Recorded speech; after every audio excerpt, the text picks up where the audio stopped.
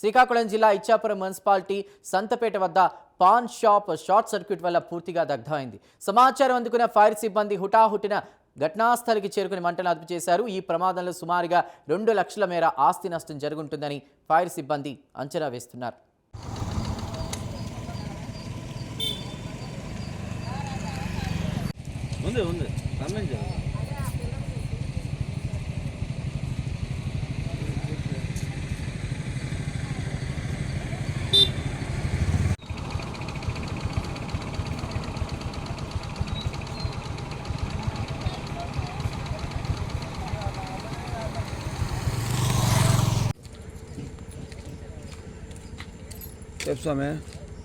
మేము దుకాణం కట్టుకుని ఎప్పుడు నాకే వాళ్ళ పొద్దు మేము 9 గంటలకు వెళ్ళిపోయాము స్వామి.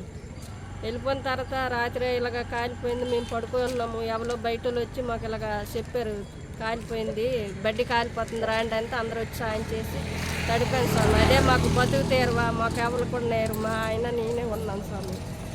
సామాన్లకి ఏమన్నా అప్పులు చేసుకొని వేసుకున్నాం, ఫైనాన్స్గా తోడించుకొని స్వామి. అప్పు చేసేసాను, అదే బతుకు తీరం మాకు. మరి ఇంకేం కూడా లేదు, మేము ఎక్కడికి కూడా వెళ్ళలేము, ఏం చేయలేము. ప్రభుత్వం నుంచి ఏదో ప్రభుత్వం సాయం చేస్తుంది అనుకొని మేము ఇది చేస్తున్నాం. ఆధారం లేదు, మాకు ఏ ఆధారం కూడా లేదు. మా ఆయన కూడా ఎక్కడికి వెళ్ళలేదు స్వామి. ఇదే వ్యాపారం, బడ్డీ మీదే బతుకుతాను.